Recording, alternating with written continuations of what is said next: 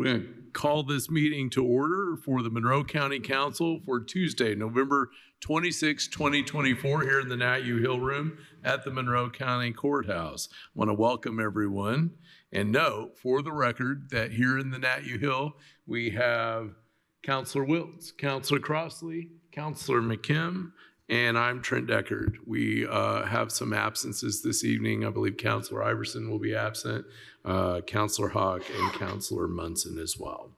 All right, with that done, please join me for a Pledge of Allegiance. I pledge allegiance to the flag of the United States of America and to the republic for which it stands, one nation, under God, indivisible, with liberty and justice for all. All right. Let's move on to item 3 on our agenda, and that's adoption of agenda. I've got a couple things, and then I'll open it up for counselors if you have items you want to amend the agenda with. I'd like to amend item 9, the recorder's sworn perpetuation statement, into item A, approving ordinance 2024-56, approving the 2025 recorder's perpetuation sworn statement, and item B, approving ordinance 2024-58, approving 2024 recorder's perpetuation sworn statement. Any objections to adding that item? If objections, let me know. With no objections, so ordered. I'd like to also amend item 12 to approve resolution 2024-44, authorizing the legal department request to notify a region's corporate trust of a debt payoff for the convention center. Are there any objections to adding that item? Seeing no objections, so ordered. Counselors, do you have any additional changes yourself to the agenda?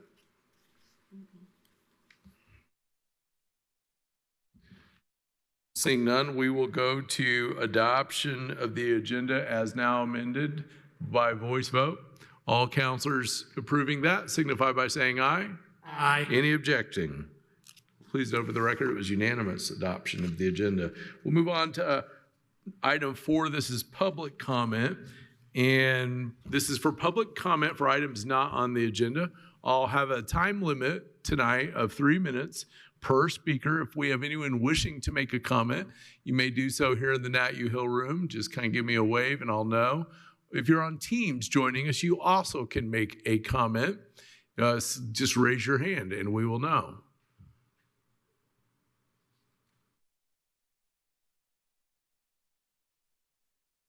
Not seeing anyone. Give it another second here. While we do, I just want to note the Monroe County Courthouse is now bedecked for the holidays and it's beautiful. So come by and see about a 90-foot tree. I don't know how tall it is, but it's pretty good. All are welcome here in the Nat U. Hill for public comment or just to come to the courthouse and see the tree. It's the biggest tree ever. It's taller than Councilor Crossley. All right, seeing no public comment, we will move on from that. Again, all are welcome, so feel free to come here at any time virtually or in person. Item 5 is department updates. Do we have any department head or elected official wishing to make a comment? Everybody off enjoying their turkey already. No time for our turkey. All right. Seeing none, we'll pass that by. We'll go to council liaison updates. Any counselors wishing to offer a liaison report? Councilor Crossley. Just really quick, so I do have some jive turkey. The Women's Commission are looking for people to apply to be a part of it. So please visit the Monroe County's website to apply. Thank you. All right, we'll move on. Any other council with a liaison update? All right. We'll move on to item number 7. This is consent agenda items. Council, I move to approve the following consent agenda items.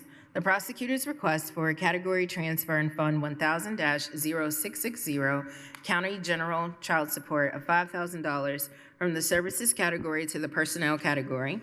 The Employee Services Department request for a category transfer in Fund 1000-0309, County General Employee Services of $2,231.84 from the services category and the amount of $1,980.77 to the personnel category and $251.00 to the supplies category for a total transfer of $2,231.84. And the auditor's request for a category transfer in Fund 1000-0002, County General Auditor, of $600 from the personnel category to the capital category. Second. Motion and a second on that. And we will start with any questions from council on the consent agenda.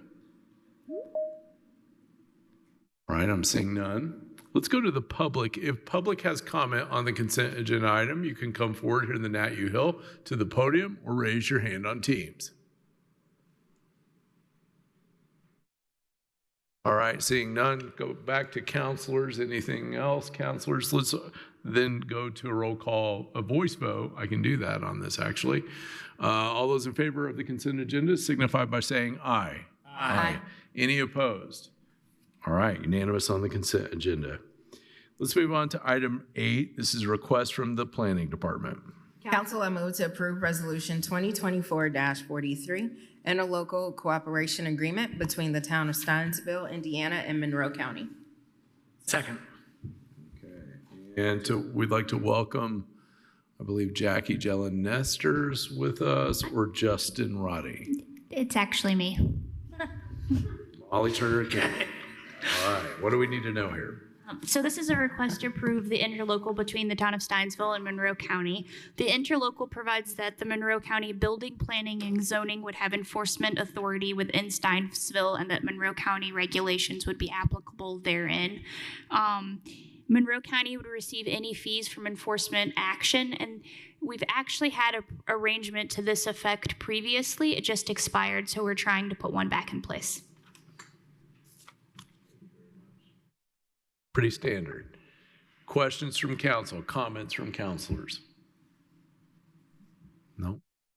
All right. Let's go to public comment. If you have any on this, please come forward in the Nat U Hill to the podium or raise your hand on Teams.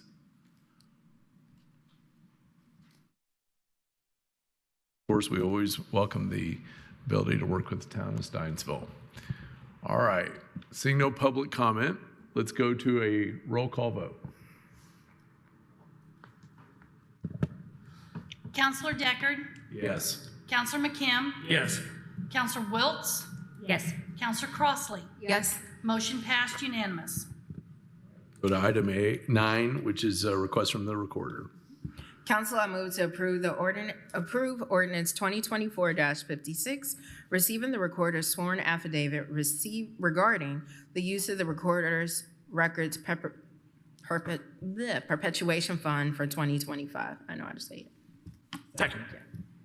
We want to welcome Amy Swain back, our county recorder. Good to see you tonight. Yes, good to see everyone.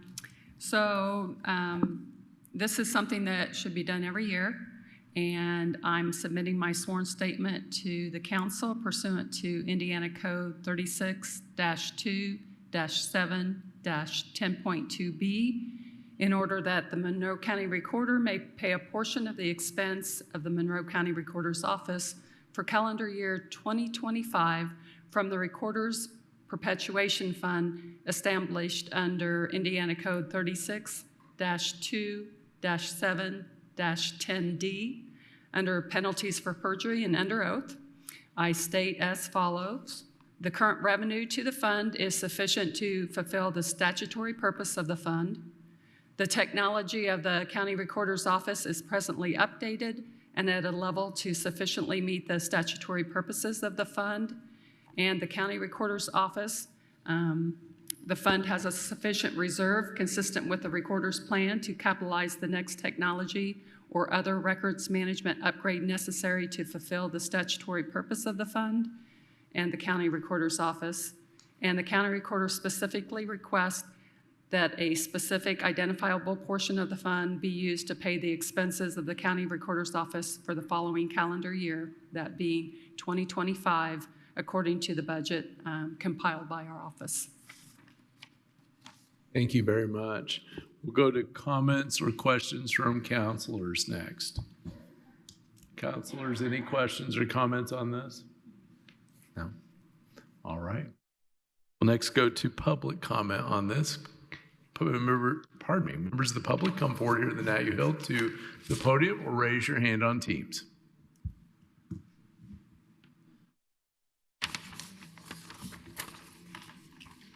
Yes. I'd just like to point out that this allows, in layman's terms, this allows for a portion of the expenses for our office to the tune of $368,000 to come out of the perpetuation fund rather than out of county general. So it helps all the departments in the county. And we appreciate that very, very much. Very important. Looks like there's no public comments on this one. And so we will now go to a roll call vote.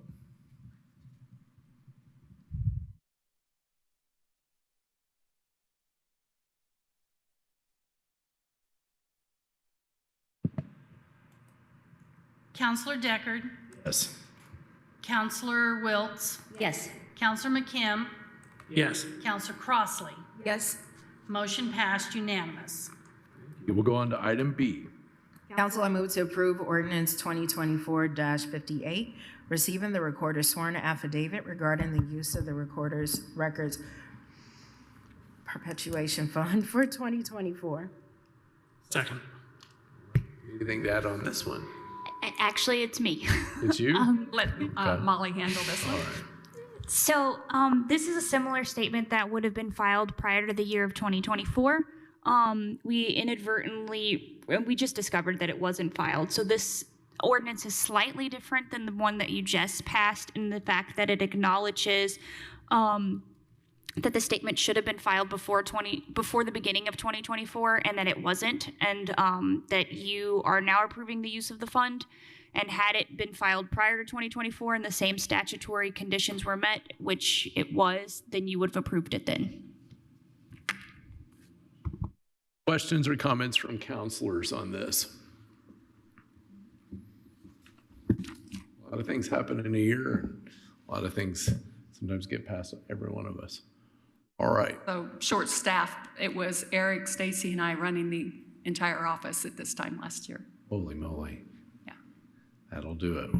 I will add, we've brainstormed with Recorder Swain a way to ensure that this sworn statement is filed timely in all years to come, I suppose. And we're going to have the recorder's statement at the same time of the first reading of the budget, so that it'll just be filed with the budget.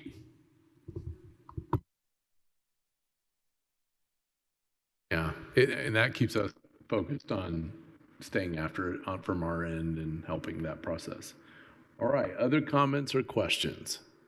All right, seeing none, we'll go to public comment. If you have any, come forward here in the Nat U Hill to the podium or raise your hand on Teams. All right, seeing none, we'll go to a roll call vote. Counselor Crossley, Yes. Counselor McKim, Yes. Counselor Deckard, Yes. Counselor Wiltz. Yes. Motion passed unanimous. All right, thank you. Thank you very much. We appreciate everything. Let's move on to item 10. This is a Veterans Affairs request. Council, I move to approve the Veteran Affairs Office request to update the Veteran Service Office/Director's job description following the WIS review and to simultaneously amend the 2025 salary ordinance and Fund 1000-0012 County General Veterans, account line 15115, from a Pat B to a Pat D with an effective date of 12/15/2024. Second. Want to welcome back here Stephen Miller with the Veterans Affairs Office, as well as County Administrator Angie Purdy, and we'll hand it over to you. Thank you. So this item had been presented to PAC previously and recommended that it come to the council for approval. Our service director has embraced the role and is conducting a much more advanced outreach and involvement with our community, and this reclassification substantiates all of his work, and we ask that you accept this proposal for the reclassification of his job. Yeah. All right. Do you want to add anything to this? I just thank the council for their time tonight, and this really, I think Angie did a great job of summing it up. We're kind of just coalescing the job and making it go forward in a more strategic way. All right, we'll go to comments or questions from counselors.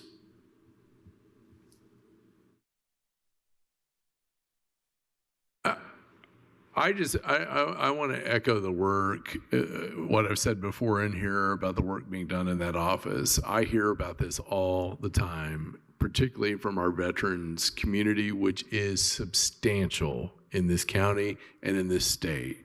It is magnificently huge what this community has given to our armed services. And on the back end of that, it's incumbent on folks in our chairs and those chairs and every chair possible to make sure that we're doing everything we can to be supportive of that community. Because it's one thing to say, here's what I need you to do to get the boots on someone. It's another thing that when you're helping them get those boots off and live their lives as they deserve so richly to do well. And I hear about all the time the good things happening in that office, and it makes me rest better. Not everything does, and I'm grateful for that, and it's huge. And your assistant as well here, and it's magnificent. Not only that, but the service to the homeless members of this community who are veterans. And that right there, that statement alone, homeless members of this community as veterans, I mean, that should tell us everything that we need to know about the service being done and the need that is there as well. And so I'm grateful for that. And I think in 20, 30 years, when we look back at this office, probably be blown away by the need and the what matches that. All right, I'll stop talking. I could go on forever. All right, any other counselor comments? All right, seeing none. We'll go to public comment. If you've got them, come forward in the Nat U Hill or raise your hands on team.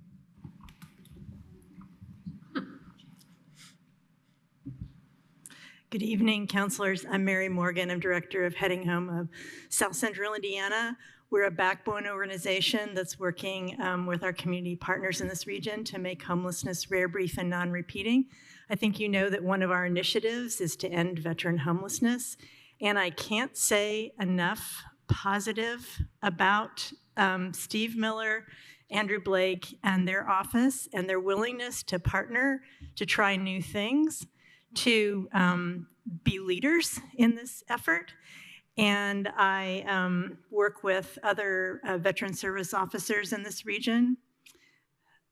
These two gentlemen are a model. And if I could replicate them in other counties, I would do it in a heartbeat. So I appreciate your support, in particular for this initiative to end veteran homelessness, but just in general for Steve Miller, Andrew Blake, and the rest of the staff. Thank you. Thank you very much, Mary Morgan. All right, we've got a hand raised on Teams, so we'll go to Teams next.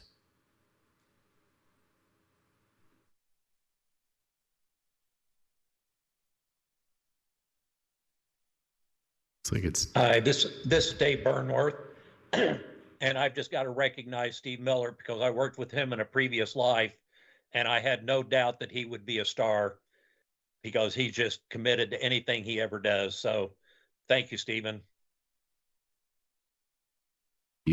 Thank you very much. Thank you for those comments. Very much. All right. Any other member of the public wishing to comment, please raise your hand on Teams or come forward. All right. We'll go to a roll call vote on this. Counselor Wiltz?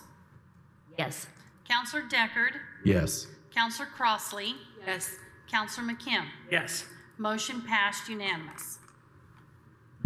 Thank you all so very much. Really appreciate your time. Thank you. Thank you. Thank you very much. Have a good night. We'll move on to item 11, which is a request from the Board of Commissioners. Council, I move to approve ordinance 2024-54, approving the purchase of a property. Due to the lack of unanimous vote on November 12th, this request requires a second vote. I want to make a note here. We've got a motion and a second. Thank you. I want to make a note. Due to a lack of a unanimous vote on November 12th, this item comes back to us for second vote and consideration here, just for the public knowledge. Mr. Cockrell joins Ms. Purdy. What do you want to add to this conversation? Well, I'll add whatever you guys want, but we talked about it pretty thoroughly at the November 12th meeting. I think this is the property that's on the northwest corner of I-69 and 46. The purpose of the property, it's about 52-ish acres, is to locate our justice system at that site. And so if you want me to talk more, I can. I know you've heard me talk about this for hours already. So McKim would like to hear you talk more now. No, I mean, I'm certainly going to support this. I just wanted to know if there were any updates, any new information or developments in the transaction or the process that happened since that last meeting. None. We expect, assuming this gets approved, something from the developer by the December 1st.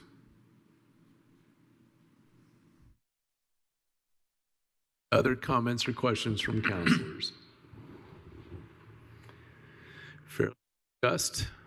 And so on that, we will go to public comment on this item. If you've got additional comments on this that's coming back to us, you may do so now. Talk to us about it. Come forward here in the Nat U Hill or raise your hand on Teams.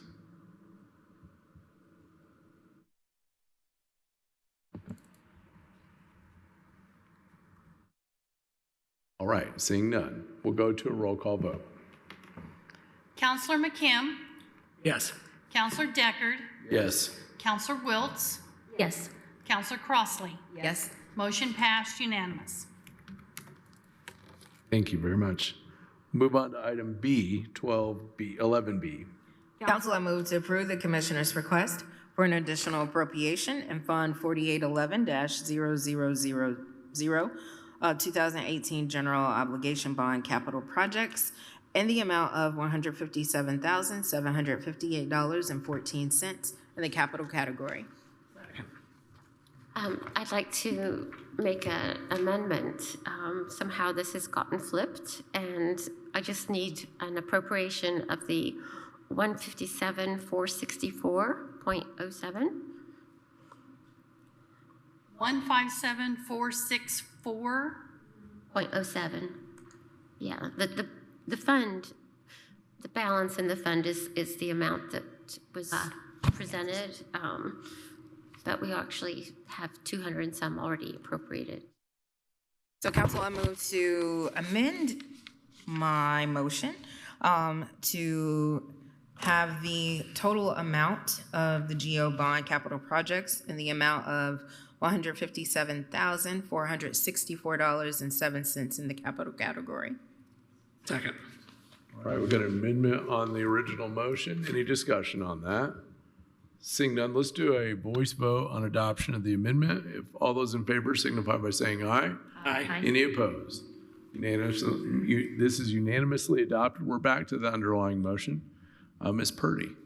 Yeah, so this was some funds that had originally been in this particular bond, but was designed and intended for Next Level Trails project that Parks had in play, and they did not need all of this funding.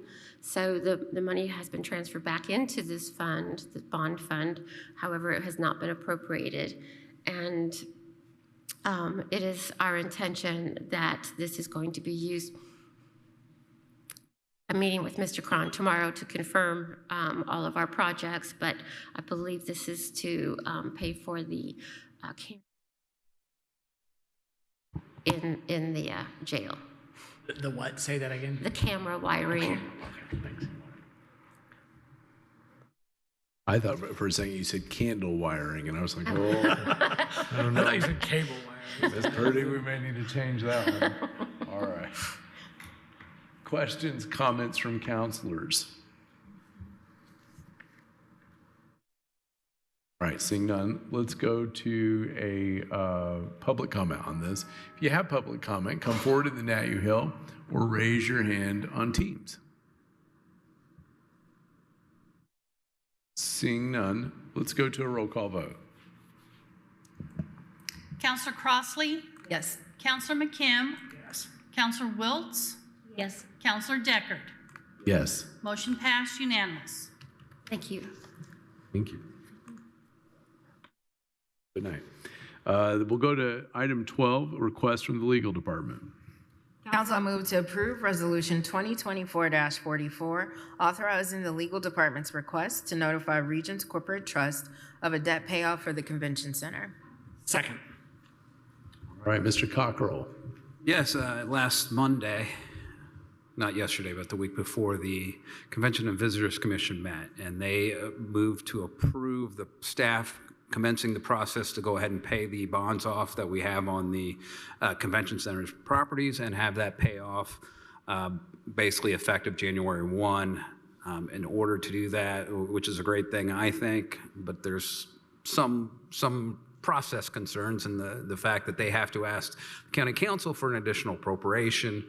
That additional appropriation will be on your agenda on December 10th, but due to the advertising deadlines, we couldn't make it for today. The Regions Bank must notify the people who hold the bonds. They must give them 30 days notice before they're allowed to, in order to refund the bonds according to our timeline. In order to do that, I've got to send a letter to Regions Bank saying we are going to redeem those, which I believe is a commitment by the county to pay for something. Right? And whenever we have a commitment by the county to pay for something, we need to have an appropriation to back that up. At this point, that appropriation hasn't been approved. However, we do have, I can point to the rainy day fund that has appropriations that could cover this. Don't anticipate it to, anticipate that the innkeeper's tax will fund all this, but I have to point to something that says, hey, we have the authority to make this statement. And it's an authority that's went through you guys. In the rainy day fund, there's purposes that the funds can be used for. Item number 4 is for any other use or purpose determined by the council. And so kind of this resolution is my way of coming to you and saying, hey, we really need to get this sent. We really need to get it covered. I have an appropriation that I could use if for some reason you guys decide not to approve that appropriation, but it requires you guys to understand that that's kind of the plan.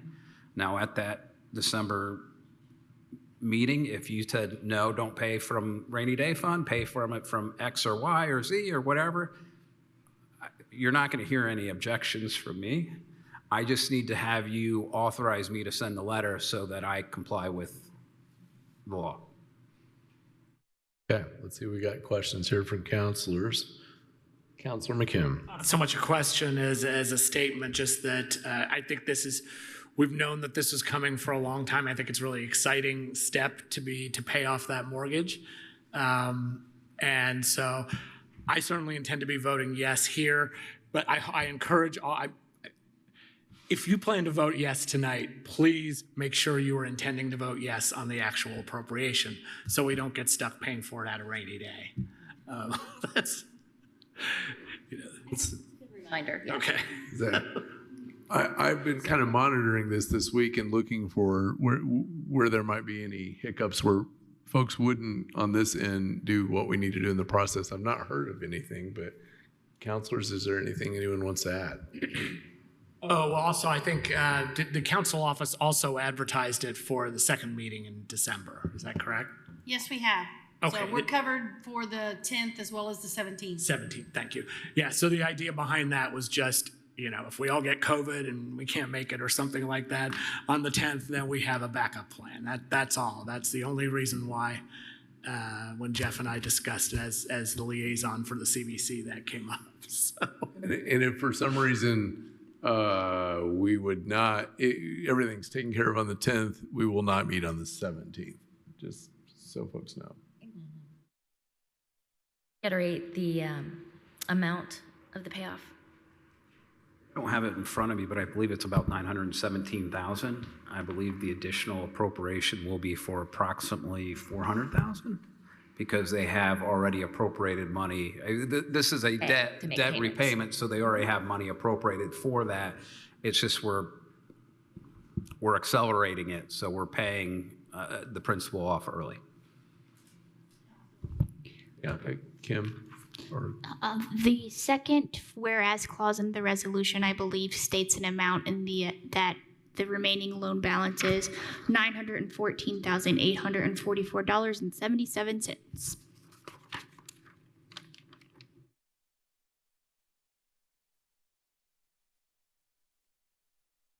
And this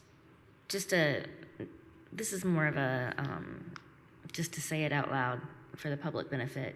I believe it was in April of this year that it triggered you can pay things off, maybe it was before then, pay things off with no penalty. Because I remember when I was on CVC, that was something we were kind of paying attention to, was there was a date forthcoming.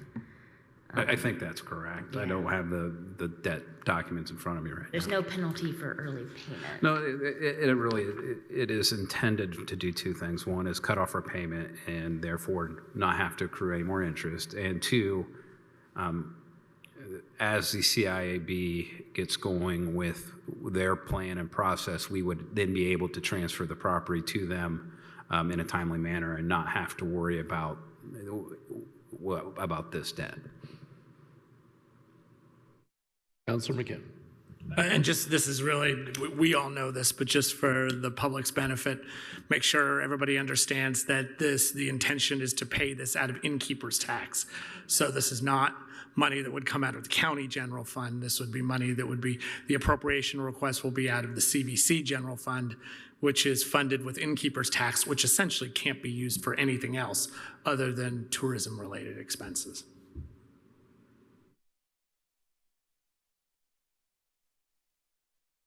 Any further comments from councilors on this one? All right, let's see if we've got any public comment on this. If you've got a comment, come forward here in the Nat U Hill to the podium or raise your hand on Teams.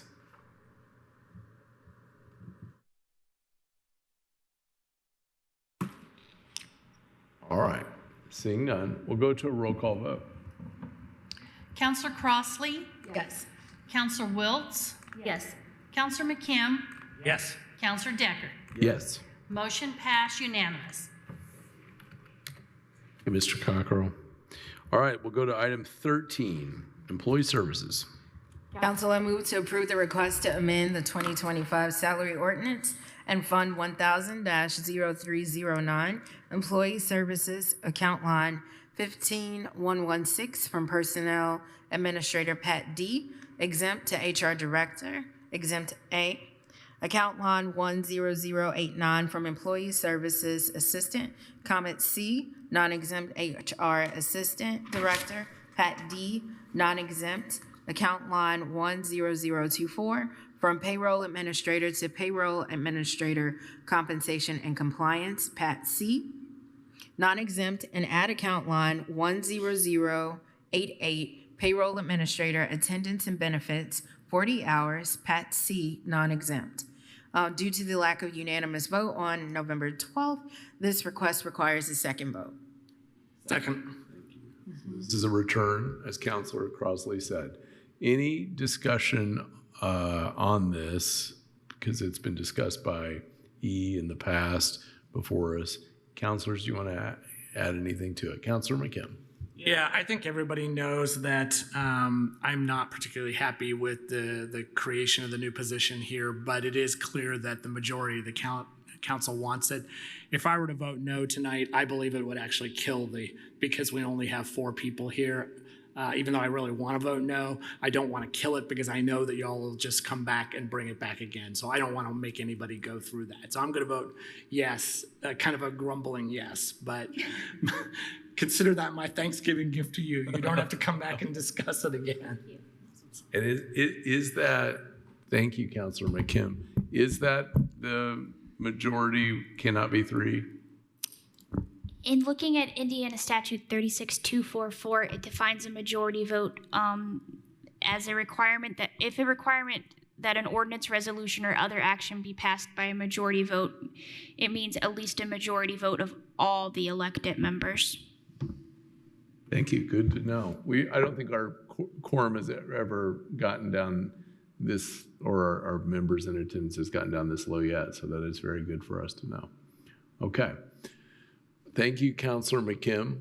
That is a fine gift to give, and I appreciate very much your past comments on this one, as well as what you're doing this evening, potentially with this roll call. Any other counselor comments? Okay. Seeing none, we'll go to public comments on this. If you've got some comments, please come forward to the Nat U Hill or raise your hand on Teams.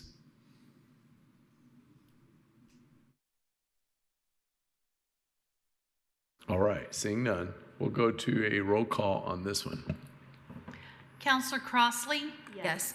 Counselor McKim? Yes. Counselor Deckard? Yes. Counselor Wiltz? Yes. Motion passed unanimous. Thanks again, Counselor McKim. Let's see, item 14 is a request from the Health Department. Council, I move to approve the Health Department's request for new account lines as outlined on the agenda and to simultaneously approve additional appropriations of $56,778 in the personnel category. Second. We are fortunate to have with us Lori Kelly from the Health Department, as well as Dr. Satterweiss. Good evening, Council. So this request is just for grant funding for our harm reduction specialist. This is typical grant funding that we have received for this position. One change is that this is a 9-month term, and typically it's been a 12-month grant cycle, but they're making some changes at the state. So we anticipate moving back to a 12-month, or that's our hope. But that's why there is a difference with the 9 months with this grant versus the 12 previously. I apologize. I said Satterweiss. I don't know why. Dr. Ryder Band. My apologies. There's a doctor out there I was thinking of. Questions or comments from counselors? Right. Seeing none, we'll go to public comment on this item. Here in the Nat U Hill, if you have any, come forward or raise your hand on Teams. Right, seeing none, let's go to a roll call vote. Excuse me. Counselor Deckard? Yes. Counselor Wiltz? Yes. Counselor McKim? Yes. Counselor Crossley? Yes. Motion passed unanimous. All right, go to item B.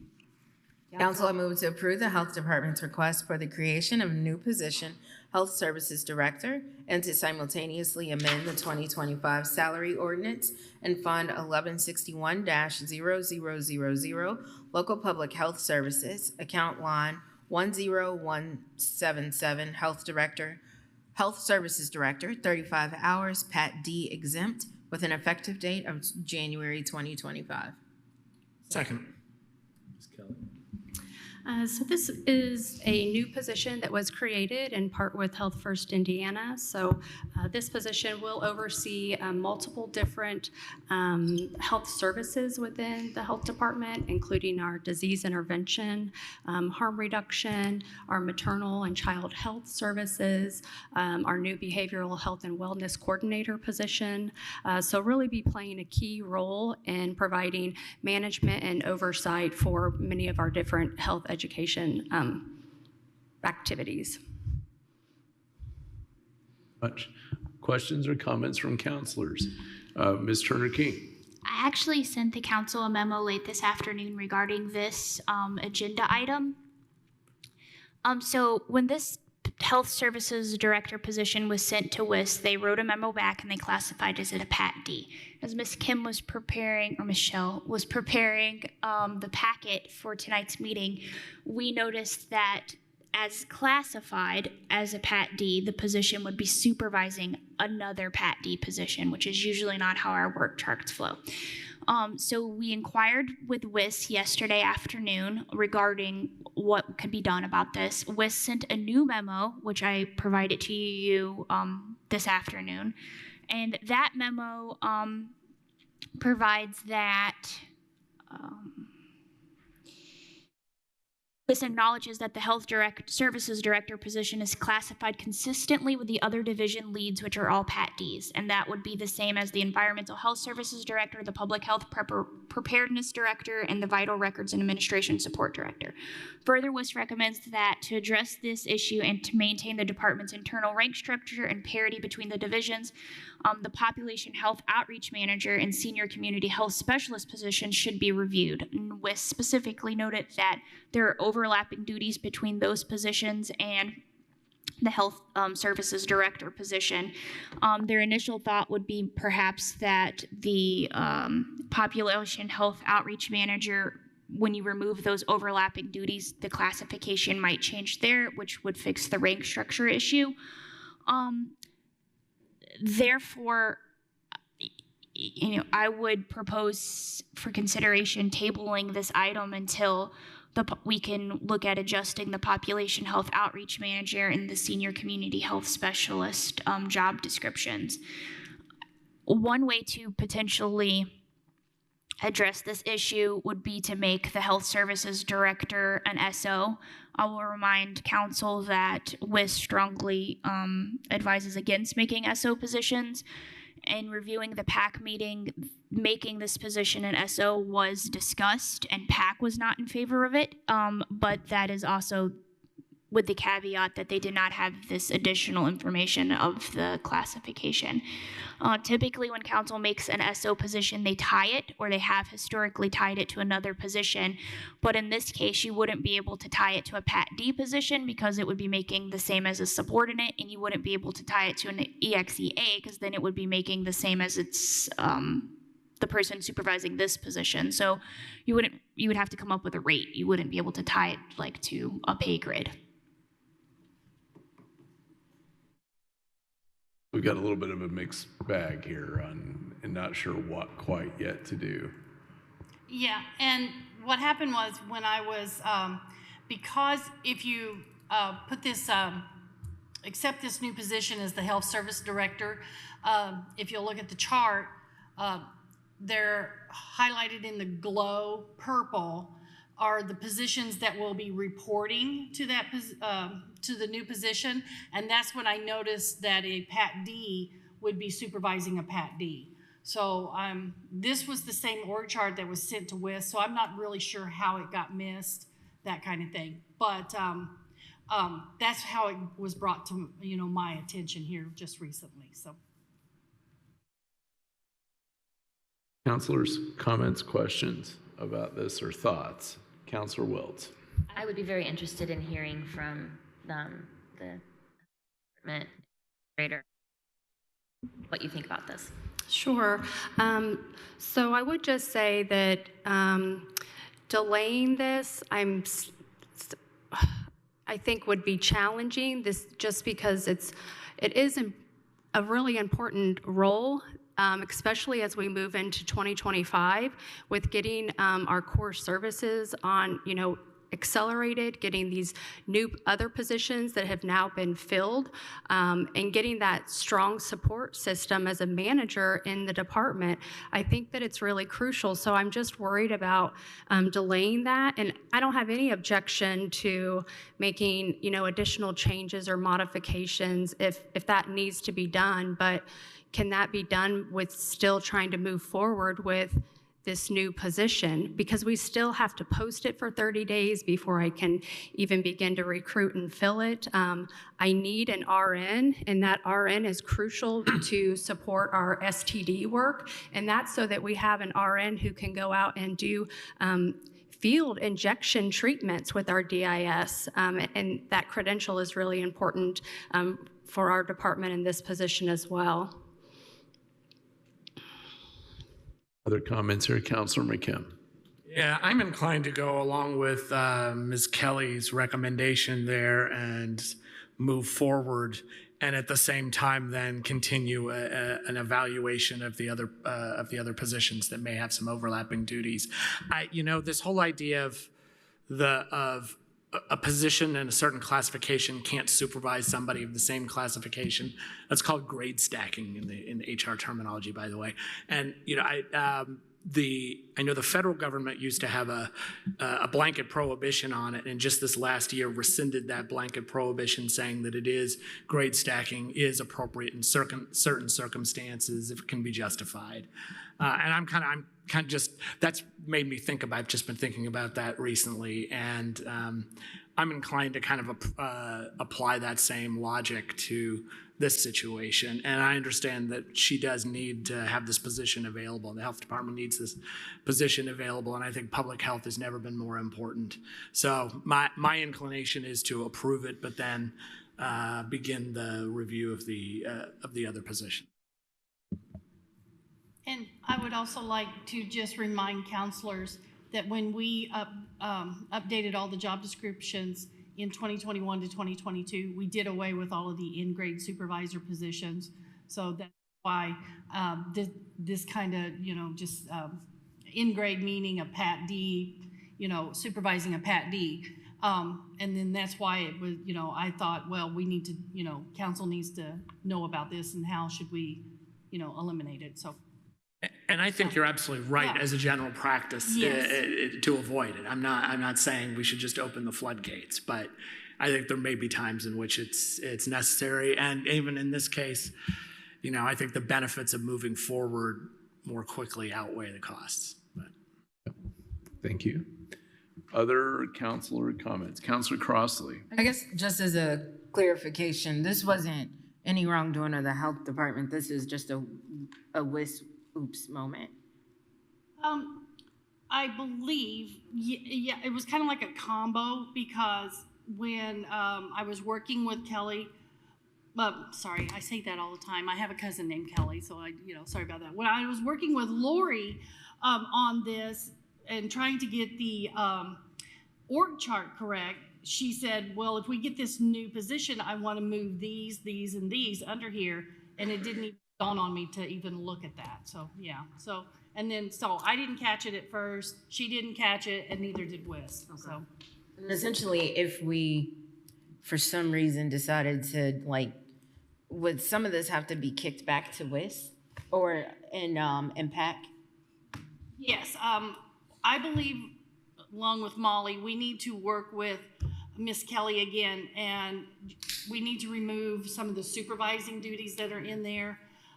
Yes, it may come back as, the classifications are dropped, but historically, we don't penalize the employees. They become outliers, stay at that, wherever they're at until their salary catches up to whatever it is. So they become an outlier. And for clarity, when Ms. Schell was referring to a classification change, I think she's referring to the population health manager positions. So we don't anticipate the health services director position classification changing. It's when we look at the positions that it's supervising that's at the same grade level that those I'm calling them subordinate, but they're not really, positions may change in classification. It just seems like there would be a huge delay in a lot of this going forward, essentially because there is no PAC meeting if it needs to go back to PAC next month. There's a tentative December meeting scheduled. Yes. This is the reorg that will never end, I gotta say. It's the gift that we've given you on your way out. And there's not a PAC meeting in January, but once we know who the new PAC members will be, we can make a meeting in January. So we just don't normally schedule one because we don't know who's going to be that person. And I'm going to throw in the caveat, even if we start looking at the population outreach position, there's no way we're going to have it done for the December PAC meeting. I know WIS is already working on one big project for us, and they didn't anticipate having that project back until to the beginning of 2025, so I can't imagine them being able to squeeze this one in. What? Sorry. No, you're good. I was just gonna say it sounds like time is money for this. So yeah, I'm in favor of what Councilor McKim was talking about earlier. Wilt. Thanks. Yeah. So The possible overlapping jobs that this position would supervise. I'm confused by that. When was the last time those jobs were reviewed? So And why would they have overlapping? so the health services director position is a new position created. When we looked at this job description, we didn't look at the population outreach manager position to cross-reference it. It's something that we should have done. It didn't happen. So the overlapping is between the new position and Population the health. population? That's not how I read it. Lori, I'm sorry. Hold on. Oh, no. She can talk and I will. I think I was curious to learn a little bit more too about the overlapping duties that are being discussed, because if I'm just going to talk about from a broad scale of the health department and all the positions, honestly, in my opinion, coming into this position, a lot of the positions did have some of that same language. For example, all of our senior positions, so we have 3 senior environmental positions, we have a senior community health specialist. Well, when the 2 manager positions were created, it used the same language. So we have senior positions who are essentially supervisors with some of that language, and then managers on top of that with some of that same similar language. So I think, number one, there can be a little bit of confusion there too, with reporting structure and some of that duplication and just language. But number two, if we are talking about overlapping duties, to some extent, that's what we're looking for, because we're looking to build in some of that cross-training and have cross-coverage. So you have to be able to have a supervisor who is overseeing other employees who can step in if needed in the event that that position is vacant or someone is out for a long period of time, and still be providing those services to the public. So it's challenging, but to some extent there are going to be overlapping duties. But as far as who is supervising who and what they are supervising, I think could be flushed out. But you think it's a good idea to have a review of these position descriptions, just to clarify? Well, I think that I would like to see what they are terming as overlapping duties, because when I looked at the new position when it was created, I don't see that. The only overlap that I would see would be a plain language of supervising, participating in interviewing and recruitment. That's the only duplication that I would see.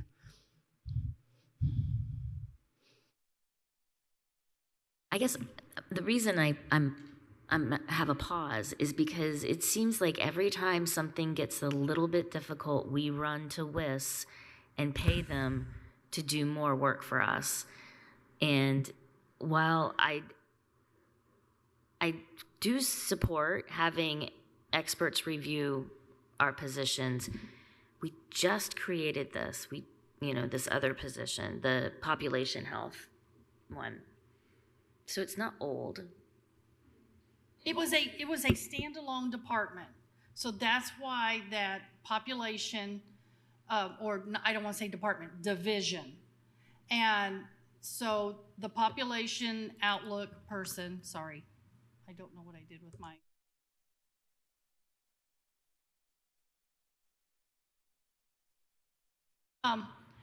This whole gray section was a standalone, so that's why it was a Pat D. It mirrored, the other director positions, this kind of thing. But when the other one was created, it would. Ms. Kelly then asked for it to be under. She felt like that it needed to be under the health services director.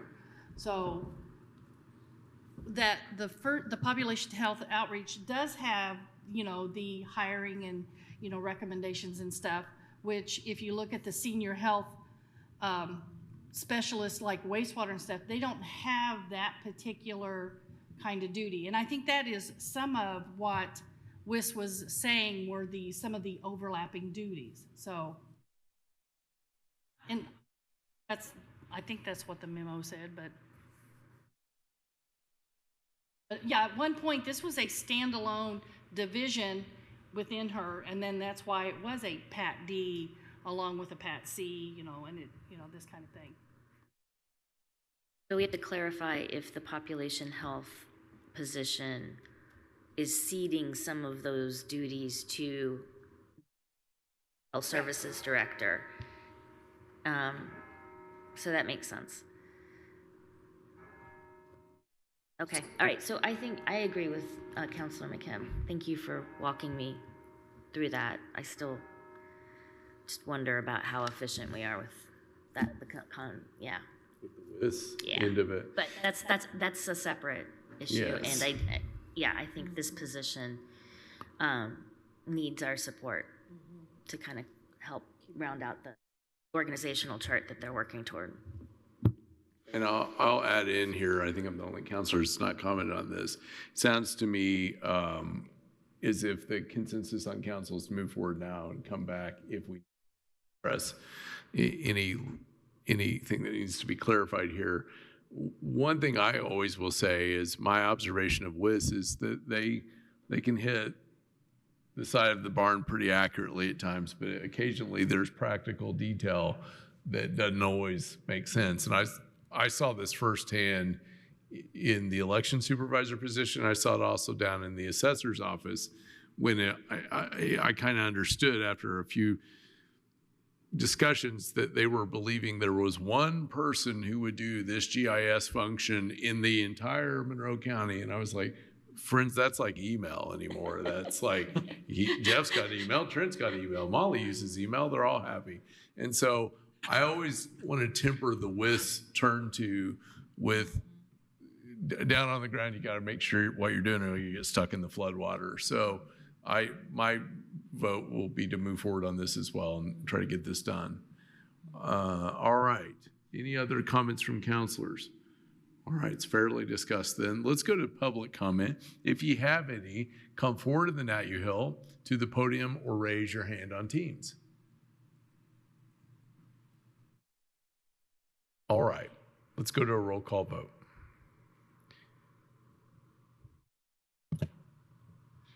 Counselor Crossley. Yes. Counselor Deckard. Yes. Counselor Wiltz. Yes. Counselor McKim. Yes. Motion passes unanimous. All right, we'll move on to item C.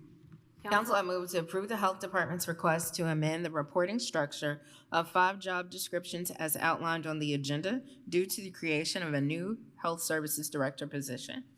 Second. And Ms. Kelly, now is this us adopting that org chart? Yes.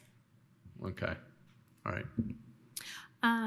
So this essentially just changes some of the language with the approval of the Health Services Director of the reporting structure, since the majority of these, since these positions would be currently reporting to me, then that just essentially amends that they would be reporting to the Health Services Director position. Other comments, questions on this end? All right, seeing none. Let's go to public comment on this. If you've got comments, come forward to the Nat U Hill to the podium or raise your hand on Teams. All right, we'll go to a roll call vote. Counselor Deckard. Yes. Counselor McKim. Yes. Counselor Crossley. Yes. Counselor Wiltz. Yes. Motion passed unanimous. On behalf of the Board of Health, thank you. You're welcome. Hey, Dr. Reiterman. Thank you, Ms. Kelly. Have a good rest of your evening. Thanks for the Thanksgiving gift. All right, let's move on to item 15. Council, I move to approve the request for an additional appropriation in Fund 1000-0061, General Fund Council, and the amount of $500 in the services category. Second. All right, this is Michelle.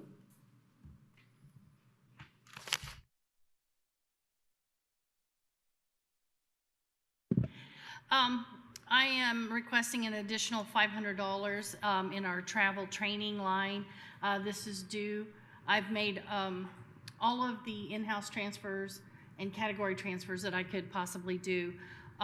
So this is just to help us We've had like a couple conferences like in October and November, and so this is just to help us. All right.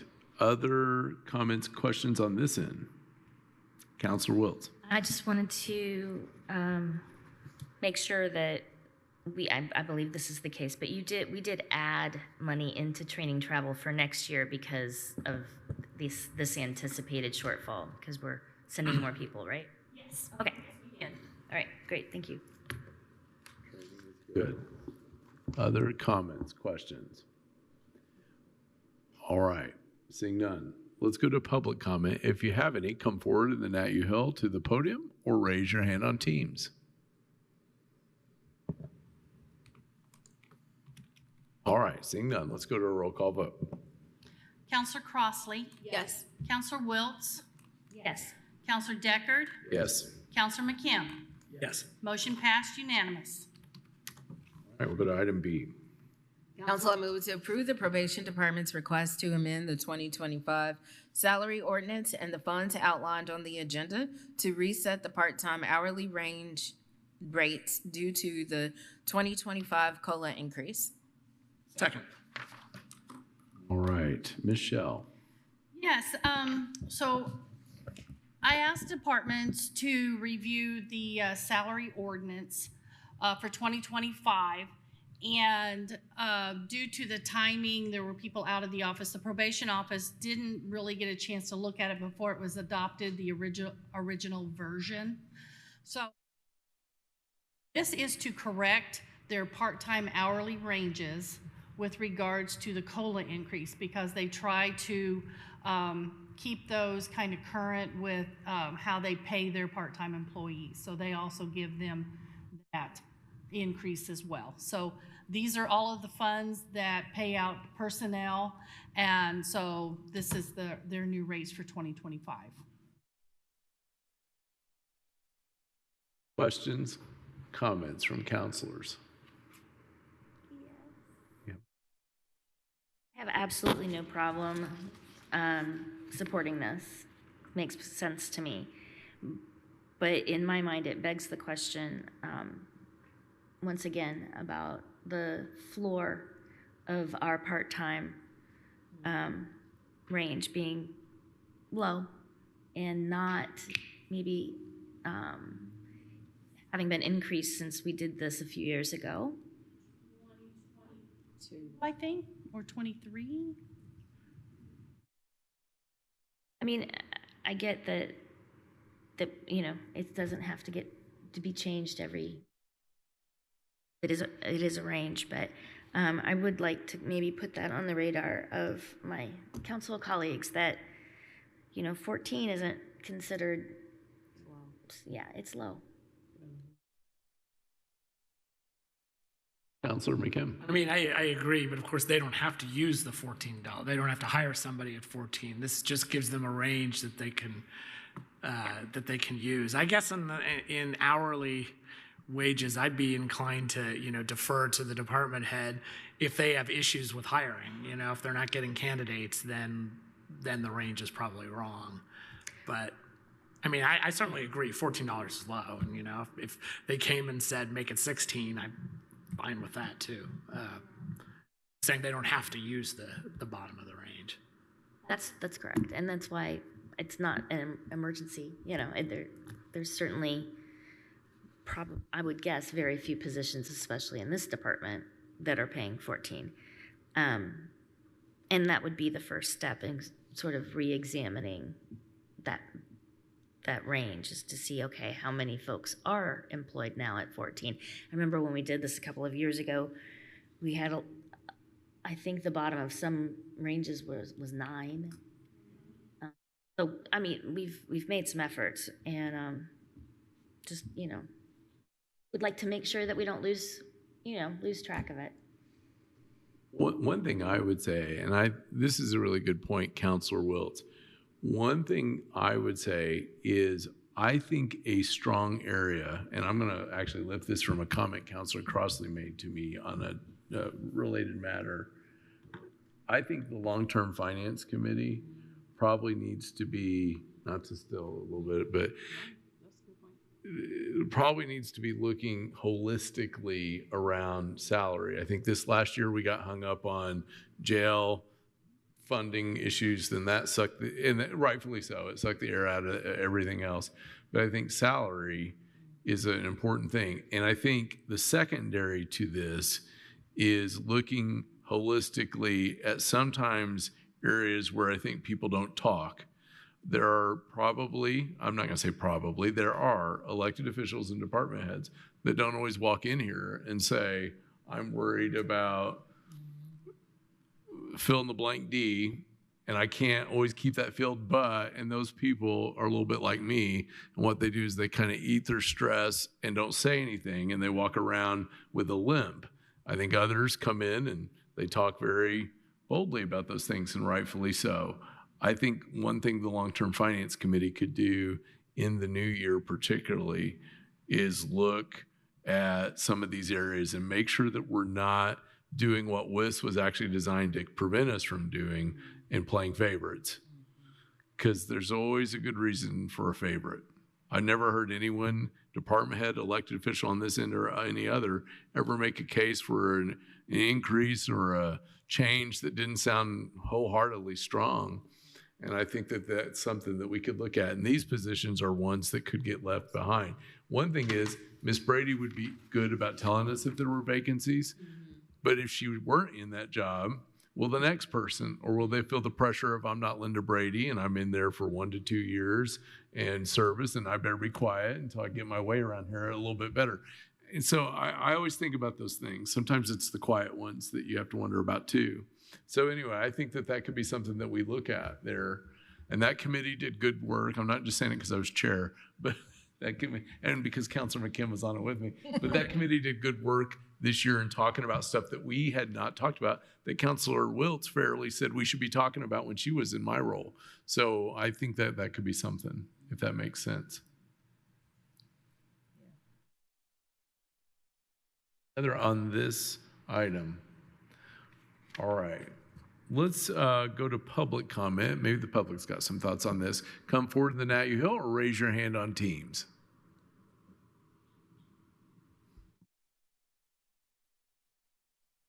Before we vote on this, let's make sure that long-term that doesn't drop off with the next crisis that comes up, because that's how it happens around here. Some trash can fire starts and we lose sight of something like this that we need to be watching. All right. Let's go to a roll call vote then.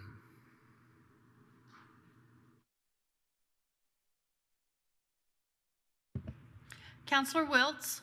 Yes. Councilor Deckard? Yes. Councilor Crossley? Yes. Councilor McKim? Yes. Motion passes unanimous. All right, let's go to item C.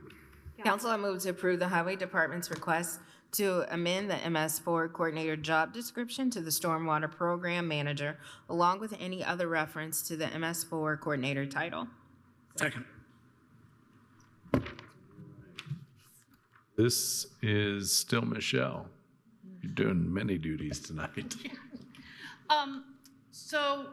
Council recently approved a stormwater technician position, and as well as updating the job description. It was the MS4 specialist, I believe, to an to a stormwater specialist. So during budget sessions, council approved changing the MS4 coordinator position to a stormwater program manager. So as I was updating the job descriptions, I noticed that we needed to change that job title in the job description, but there was also some other MS4 related job titles within that, which were outlined in that job description. So this doesn't have to go to WIS. This is just saying, let me make those changes and we can get that back out to the Highway Department. So it's correctly titled. WIS goes, whew. Council comments, Councilor Wiltz. Yes, I would just ask, I'm assuming that you've reviewed the changes with our highway director? Yes, I did. I sent her a copy and showed her what changes I was going to make, and she approved them. Okay, great, thanks. Yeah, I just see these as technical corrections to the nomenclature.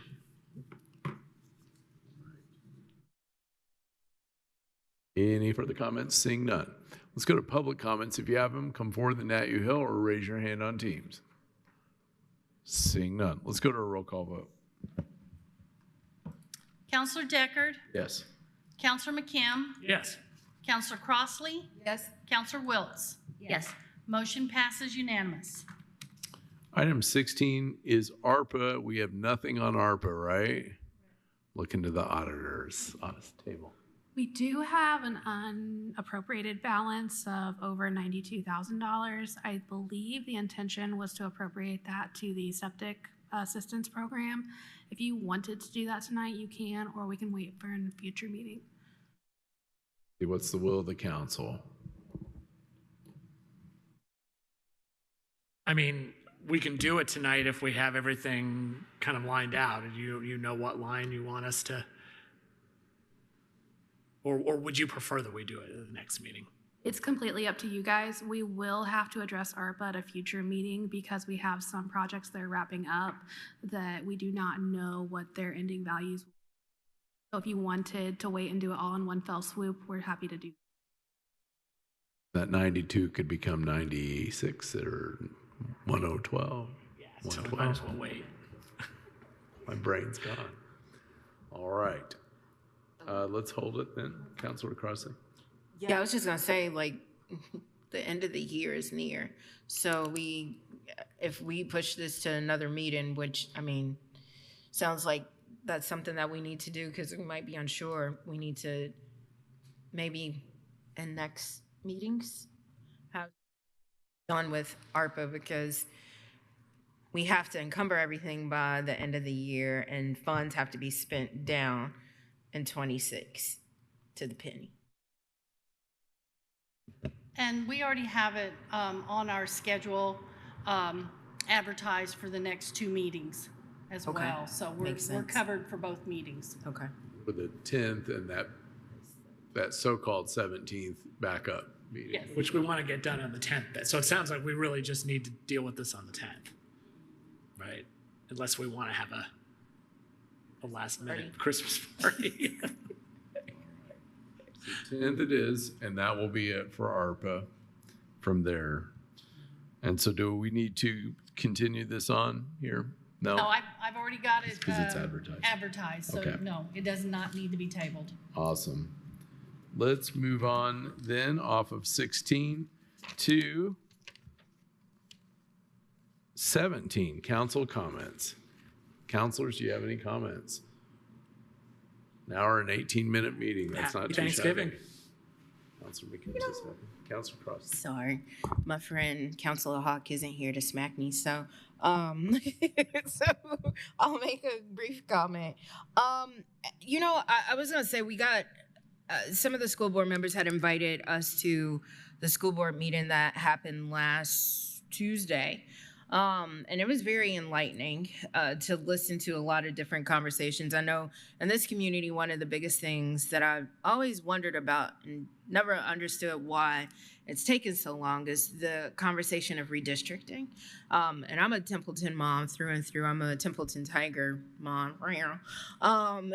And so it's no surprise that, you know, the debate between Templeton versus Childs merger is very contentious at times. And it's been really disappointing to kind of see.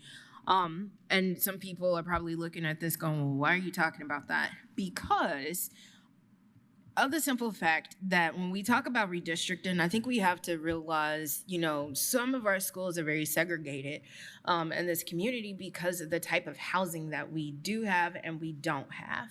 And I think with the whole CDO conversations that we've had over the past several weeks here and all the folks that continue to talk about different types of housing, this right here, that conversation, I wish more electeds in city and county could really take a look at if you haven't had a chance to really pay attention to the conversation, because I do think that while we are here in our lane of county government in terms of county council, but we also fund our priorities, and that's our role here, is to do that. So I would really highly recommend folks to really take a look in that, and hopefully as a challenge to us to figure out how we can play a role in making sure that we can have different types of housing in our county, and better hopes for our schools to be desegregated in terms of that. So I think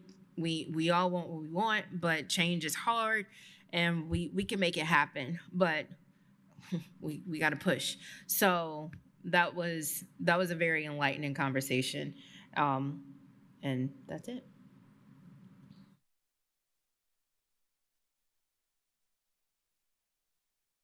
I mean, well said. Thank you for saying that. It's an important thing for us to think about. Sometimes it's easy to get caught up in job descriptions and price, salary ranges. But no, my pause was that I was processing that. And I think we can make changes multiple ends of scales. And I'll just, leave it at that. Thank you. One of the things I kind of want to add to that is between that discussion where I believe the slated projected 3 elementary schools to close, which really when I saw that, and I appreciate the school board reaching out to give us a heads up on that. When I saw that, it really blew my mind. The evening that happened, I actually was in an elementary school. I was up in Marlin with some Cub Scouts talking about county government, and they were quite interested in what we do here. But the closure of 3 elementary schools is a profound statement, and the fact that, and I'd like to see more on the evidence and the logic and all that. I'm not saying it's right or wrong or whatever. I'd love to see more on that. I'm going to follow up. But that's a profound statement on a community that has been under the impression that it is growing so fast that the buttons are popping off of the shelf.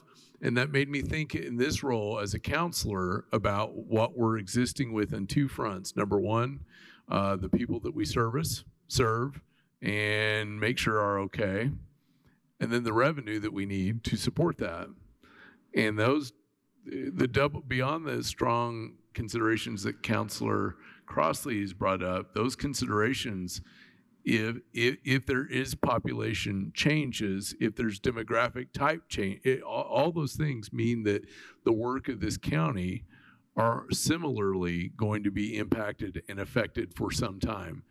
And that can mean a lot of things. Now, when I look up to the north, and I usually don't like to speculate on the legislature because I just have made many comments about how that can be a problem. But when I also hear about things like property tax, everything changing, or anything else changing, or something else, something that dreams up and calls Legislative Service Agency to turn into a bill tomorrow, this county could be facing a lot of changes, both to revenue it needs and the services it offers. Not to mention nationally, there's a lot going on too. And I just think that we need to keep our eyes to it. By the way, I was very glad our staff, I believe, are getting some additional training on following the legislature and what's going on up there with this, because they're going to have to figure that out with us too. And there's a lot underway with that. So any other council comments? 3 elementary schools is profound. That's big. Well, with that note, thanks to everybody for a quick meeting tonight. I hope that we got this done for the public. For all the folks out there on break, celebrating time with family, be safe out there. And make sure that you check out this Friday the lighting of the canopy just outside our doors here. Come by and see our tree. It is beautiful. And all are welcome in the Monroe County Courthouse. And with that, we are adjourned.